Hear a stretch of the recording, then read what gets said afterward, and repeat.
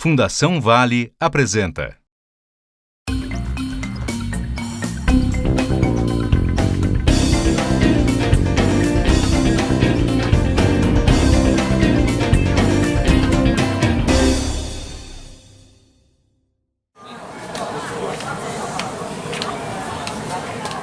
Nossas cidades cresceram rapidamente, vertiginosamente, sem planejamento. Então, o instrumento do planejamento democrático, feito através de planos diretores e feito através da gestão pública permanente, o instrumento do planejamento é fundamental para a gente ter uma cidade justa e mais igualitária nas oportunidades e nos serviços para todos. E um processo participativo, verdadeiramente participativo, para se fazer um plano diretor, significa fazer com que moradores de áreas privilegiadas conheçam a cidade que não conhecem. Porque para esses moradores, essas periferias só se apresentam na forma de pessoas que comparecem todos os dias para trabalhar e para tornar sua vida mais agradável. Mas essas pessoas moram onde? Muitas vezes nem se sabe onde moram. Como? Muitas vezes se imagina, mas se prefere não saber. É como se os pobres aparecessem para trabalhar durante o dia e sumissem à noite. As pessoas não somem, as pessoas são pessoas, não é? E para voltar no dia seguinte, elas atravessam uma jornada difícil de transporte, de lugar insalubre muitas vezes para morar, de filhos doentes porque não tem com quem ficar, de água insalubre que tem que beber. E muitas pessoas que vivem bem não querem nem conhecer isto. Então, para um plano diretor ser verdadeiramente participativo, os moradores das áreas afluentes e ricas precisam conhecer as áreas que estão nessa situação de carência. Então, esse é um processo de conscientização, porque a cidade ela não é uma só. A cidade é muito boa para pouca gente e muito ruim para muita gente. E para que essa realidade seja alterada, é preciso primeiro conhecer. A gente só transforma o que conhece.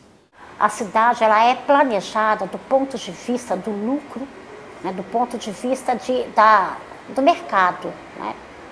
E neste ponto de vista, ela tem dado muito certo. Para aqueles que planejam a cidade, ela tem dado muito certo. Ela está a cada dia valendo mais dinheiro, né? A terra está cada dia mais caro. Então, por que precisa para que a cidade seja para todos e todas? A mudança da premissa.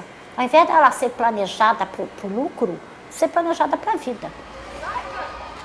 A moradia não esgota na casa, ou no apartamento, ou no imóvel, o direito à cidade. O direito à cidade, ele vai além do direito à casa, né? Simplesmente a moradia em si. Ele envolve o conjunto de serviços que constituem, eu diria, o habitat humano, né? Dentre eles, o acesso à educação, o acesso à cultura, o acesso ao lazer, o acesso, inclusive, a oportunidades de crescimento profissional, de educação, de exercício de profissões, de oportunidades de trabalho, de geração de renda, etc. e tal. Então, eu diria que é um direito, estrito senso, amplo, né, o direito à cidade. Se a gente não atacar a questão fundiária, especulação imobiliária, como fator de segregação dos pobres na cidade, nós não vamos enfrentar essa questão e resolver a questão de aproximar mais, de trazer o pobre para não só o centro da cidade, que não caberíamos todos no centro de uma cidade, mas diversificar, inclusive, os centros, multicentros, acesso E já passando para a segunda dimensão, que é espalhar, vamos dizer assim, os equipamentos e os espaços públicos por toda a cidade. Experiências canadenses de habitação social tem que ter várias etnias, vários níveis de renda no bairro.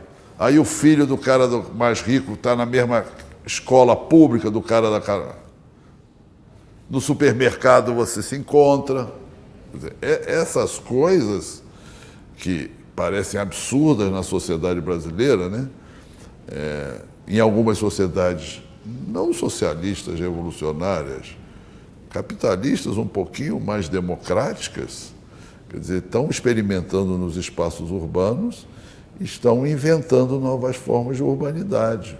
A cidade, para todos e de todos, não é uma justaposição de pequenas cidadezinhas privadas de cada um. A cidade, ela é um todo. A cidade só será para todos na medida em que nós, primeiro, compreendermos que esse território, esse espaço da cidade, né, ele é primordialmente um espaço coletivo e que todos nós temos que cuidar. Todos temos que abrir mão de alguma coisa em prol do benefício coletivo. E que esse é um processo de construção lento, consciente e responsável.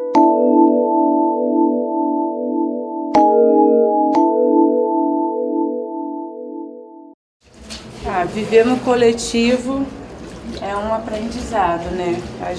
Aqui todo mundo se conhece, aqui cada um toma um cafezinho na casa do outro, a gente ri com os que riem e chora com os que choram também. Viver no coletivo é o seguinte, nós caminhamos pelo mesmo movimento, porque um movimento uniforme não se atrapalha, mas se tu tem dois movimentos, acaba atrapalhando. Isso tem gerado em nós, e nós temos fortalecido algo que tem ficado muito distante da sociedade de hoje, que é a mobilização comunitária. Todos juntos em prol da mesma coisa. É uma fraternidade que a gente constrói, que é o que a gente queria, que está lá na nossa carta de princípio isso, né? Nós temos que transformar a nossa comunidade e a cidade. Né? Então a gente não transforma a cidade, senão transformar nós mesmos. A gente está ajudando a pessoa a mudar, porque ela bota aquele negócio na cabeça que eu posso ajudar o próximo, mas ela tem que ajudar também. As tarefas coletivas, elas aparecem muito da necessidade real, né, que está aqui. Não é tirada da cabeça de alguém. Né? Então, a gente vê, assim, acabou de ocupar, aí você vê que assim, há 15 anos abandonado um prédio, é evidente que vão ter, né, muitas tarefas para a comunidade. Nós temos escala de horário para tudo, nós temos escala na questão do horário da portaria. Nós temos hoje a lavação de roupa no coletivo, os nossos banheiros, a limpeza do nosso prédio e a nossa portaria. Nós estamos em processo de construção das nossas moradias e por falta dessa adaptação do nosso prédio, a gente já convive assim desde quando nós entramos para cá, para esse prédio.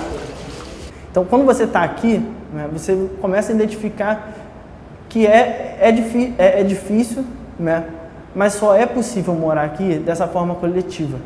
Né? Porque a gente sabe que os trabalhadores que estão colocando esse desafio na cidade, que é morar numa ocupação no centro do Rio de Janeiro, uma das cidades mais caras do mundo, né, esse desafio ele tem um custo financeiro, né, que é um custo financeiro da cidade que coloca para a gente. E aí, como resolve isso? Como a gente tem resolvido ao longo dos anos, que é resolver coletivamente. Onde é que a gente ia conseguir morar no centro da cidade, né? É muito caro. Então aqui, se você não viver em coletivo, você não consegue sobreviver. Por isso que nós temos nossa cooperativa, por isso que nossos trabalhos são coletivos, porque nós não temos dinheiro para pagar um porteiro. A família se propôs a limpar. Ao mesmo tempo, essa família tem 3 crianças. Quem vai ficar com essas crianças? Tem um outro morador que se propõe a ficar com as crianças. Então vai se ajustando, né, na necessidade esses trabalhos coletivos. E a gente construiu uma comunidade em que, em 8 anos vivendo junto, ninguém tem chave. Todos os quartos, todas as moradias aqui pra cima, você vai ver, quando a gente sai, a gente passa uma cordinha do lado de fora. Eu sou oriundo de uma comunidade carente. Eu nasci e fui criado no Morro do Cantagalo, lá em Ipanema. Eu sei o que é insegurança, o que é sentir insegurança, o que é tu deixar uma coisa e sumir, tudo. E aqui nós não temos isso por quê? Porque nós trabalhamos no princípio do seguinte, você vai até o limite do seu irmão. Chegou no limite dele, o limite é dele, daqui para lá é dele, daqui para lá é dele. E nós não podemos mexer no que é dos outros. O coletivo tem dificuldades? Tem, várias, milhões. Não é fácil, mas também, se cada um fazer sua parte, não fica uma coisa impossível. A experiência da Manocong vai identificando formas, né, de uma outra sociedade. né, de uma outra cidade também ao mesmo tempo, que é a própria comunidade definir o que ela quer para as suas crianças. Então hoje a gente vê as crianças saindo com o revezamento das mães, levando na escola, todas as crianças estudando. Uma comissão logo foi montada de educação para poder identificar as vagas de escola, os postos de saúde. E essa vivência coletiva impõe na gente uma responsabilidade de que, primeiro, o filho não é teu, o filho é nosso. Algumas mães, como trabalham, pedem a outras mães para que levem os filhos na escola e elas buscam os filhos de todas. Fica bem mais fácil viabilizando, dividindo assim. Uma mãe leva hoje as crianças e a outra mãe busca. Viver coletivamente não é fácil, mas ele é mais do que necessário, é urgente, porque é só dessa forma que nós vamos conseguir compartilhar a responsabilidade para construir uma outra cidade.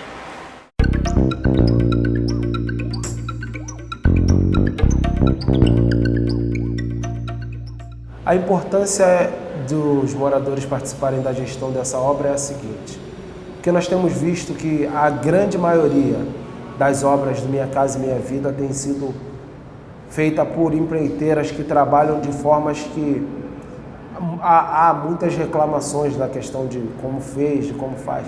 Nós não, nós trabalhamos com o seguinte, como é para nós queremos fazer o melhor. Todos os eventos que ocorrem na obra são levados para nossas assembleias semanais, que nós temos toda terça-feira uma assembleia semanal que nós passamos qual o andamento da obra, quais são os entraves, os empecilhos que estão acontecendo. Tem uma assembleia, aí nessa assembleia a gente fala todas as questões, ali a gente resolve tudo, nessa assembleia. A mão de obra da obra em si, a maioria são moradores que trabalham na obra em si. Nós temos aqui alguns profissionais que são pedreiros, ladrilheiros, marceneiros.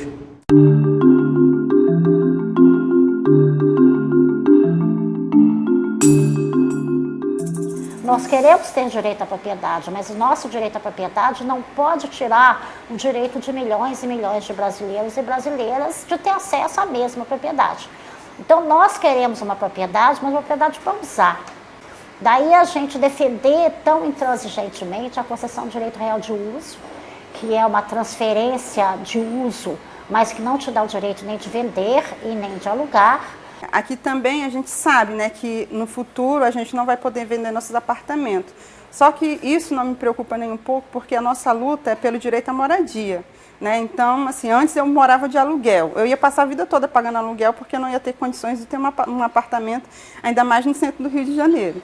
Então, hoje eu tenho uma garantia de ter uma moradia eterna, né, para sempre, porque durante 100 anos eu não vou viver durante 100 anos. E a lei permite que a gente fique durante 90, 100 anos. Então, isso para mim já está de bom tamanho. Vender, eu vou vender para quê? Para voltar para a favela? E a nossa ideia de que o solo urbano tem que cumprir a sua função social é por conta, inclusive, da conquista que tivemos na Constituição de 88. A propriedade ela está afeto à sua obrigatoriedade de cumprir a função social.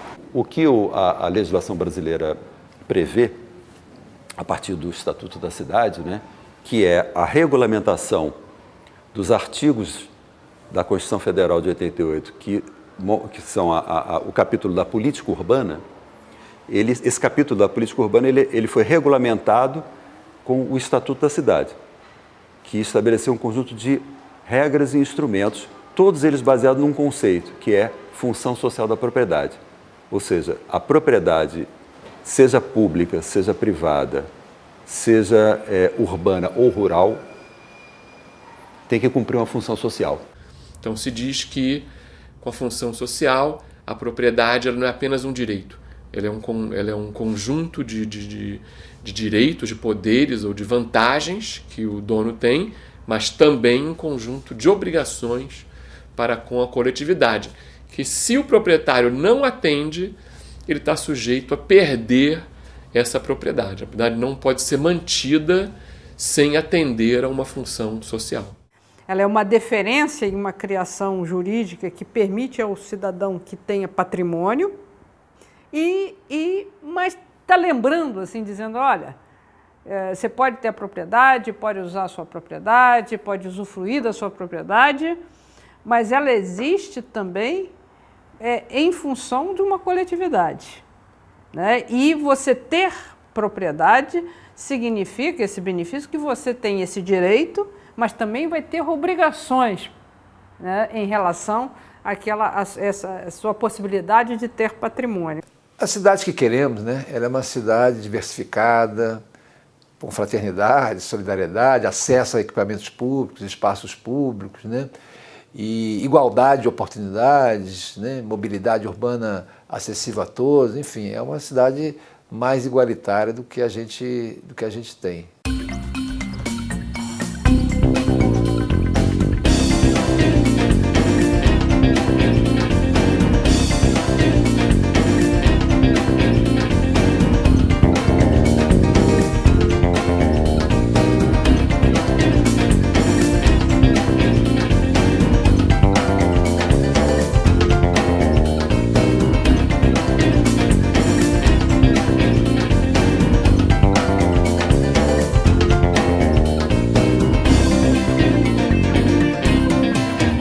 Oferecimento Fundação Vale.